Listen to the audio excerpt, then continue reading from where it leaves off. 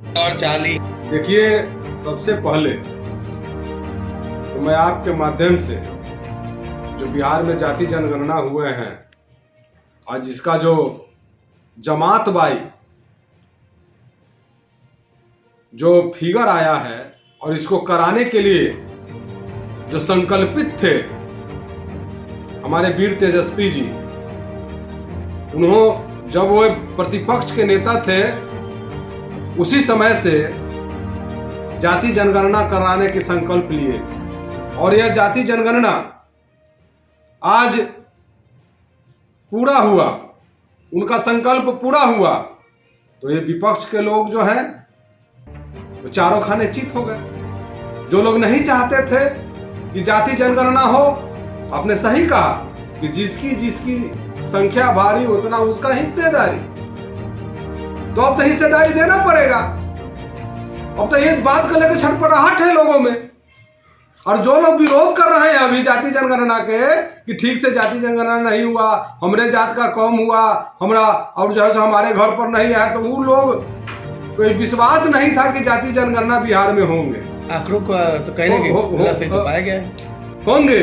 सुनिए ना, आपको कहते हैं उन लोगों को विश्वास नहीं था कि जाति जनगणना होंगे, और जब जाति जनगणना हो गया तो ये वही लोग न गए थे हाई कोर्ट में बंद कराने के लिए, वही लोग न गए थे कि यह जाति जनगणना नहीं हो। तो अब जो है सो तो यहाँ तो आ गया फिगर 36.1% सबसे बड़ा उभर के आया है बिहार में अति पिछड़ा। सेकंड में आया है पिछड़ा 27%, थर्ड में आया है अनुसूचित जाति जनजाति 20%, आपको अकलियत भाई के लोग जो है सो 17%, उच्च वर्ग के लोग 15%, उस उच्च वर्ग में 5% उच्च वर्ग जो है सो मुस्लिम उच्च वर्ग है। तो अब तो सबके सब सामने आ गया बात, अब लोगों को यह बात सामने आ गया कि अब जमात के साथ रहना है कि जात के साथ रहना है। जमात किसके साथ होगी? ओबीसी फैक्टर के साथ या सवर्ण? ओबीसी जिसको जो हक देगा, जो जिसके साथ रहेगा। आज जो है सो लालू यादव जी जमातों की लड़ाई लड़े, आदरणीय लालू यादव गरीबों शोषितों उपेक्षितों पिछड़ा दलित अति पिछड़ा के लड़ाई लड़ने वाले अगर इस बिहार में अगर कोई है और देश स्तर पर, तो उनका नाम है लालू यादव जी। और उन्हीं के पद चिन्हों पर चलकर वीर तेजस्वी यादव जी ने यह ठाना है कि जो है सो जाति जनगणना कराकर और जो है सो आने वाले दिनों में राजनीतिक समानता, आर्थिक समानता, सामाजिक समानता उसके अनुसार दिया जाएगा। आज सुनिए, आपको कहते हैं, मैं ही आपको सवाल करता हूं, जिस प्रकार से आज देश के युवा तुर्क नेता और कांग्रेस के वरिष्ठ नेता राहुल गांधी जी का भी बयान आ पा रहा है। राहुल गांधी जी क्या बोल रहे हैं कि जिसकी संख्या जितनी है उसको उसके अनुसार जो है सो भागीदारी मिलना चाहिए। और यह जो है, मैं आपको कहता हूं, यह जो बिहार के जाति जनगणना हुए हैं, जिस प्रकार से डॉक्टर किसी बीमार व्यक्ति को कहता है कि जाके फोटो स्टेट कराओ, छाती का फोटो स्टेट कराओ, सीटी स्कैन कराओ, तो तेजस्वी यादव और बिहार सरकार नीतीश कुमार जी ने पूरे देश के जो देश बीमार था, सदियों सदियों से जो बीमार था, उसका सीटी स्कैन करने का काम किया ये जाति जनगणना कराकर। आई राहुल गांधी जी बोल रहे हैं कि इसके अनुसार उसको भागीदारी मिलनी चाहिए।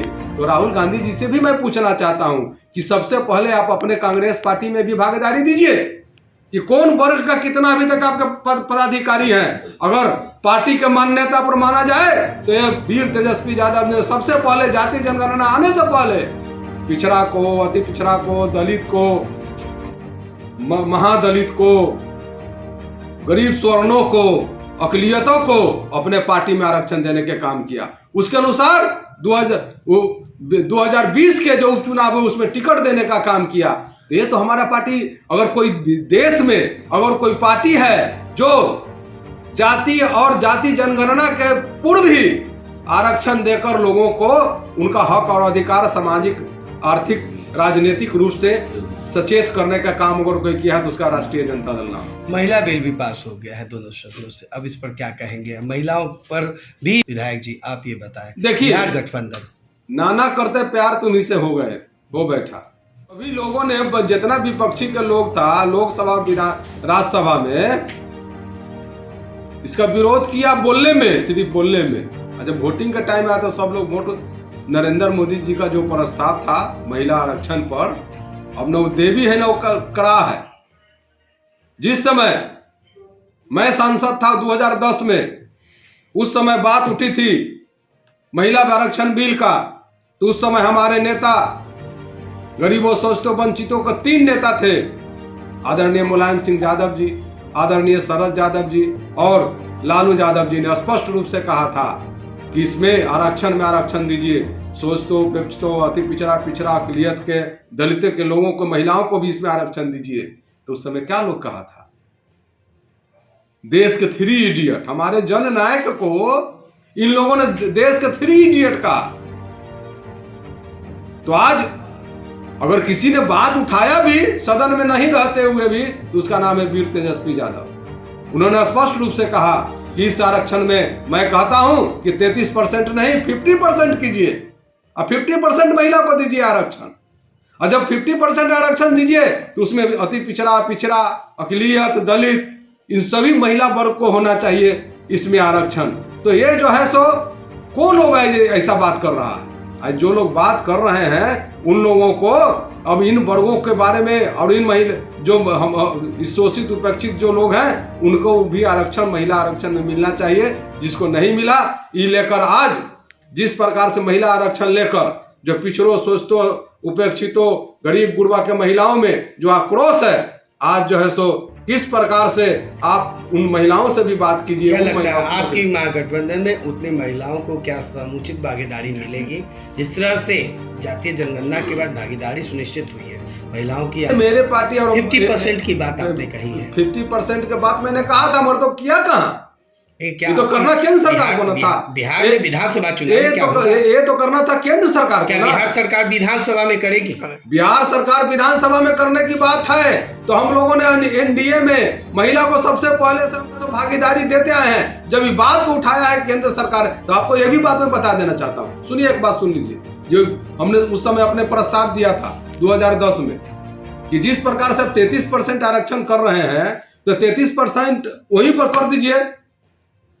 33% जहां से महिला सिर्फ वहीं से खड़ा हो। मान लीजिए 33% में महिला का आरक्षण हो गया, अगर वो फिर 5 साल का परिसीमन में वो महिला सीट खत्म हो गया और जनरल बन गया, तो फिर जो महिला वहां से संसद रहेगी, अच्छा काम करेगी, तो फिर तो वहीं से खड़ा होगी। इसीलिए महिला को जोन सीट सुरक्षित किया जाए उसी क्षेत्र से उनको खड़ा होना चाहिए, ताकि अब धीरे धीरे करते करते आप देखिएगा 99% की 100% महिलाएं हो जाएगा, तो पुरुष को आरक्षण करना पड़ेगा बाद में।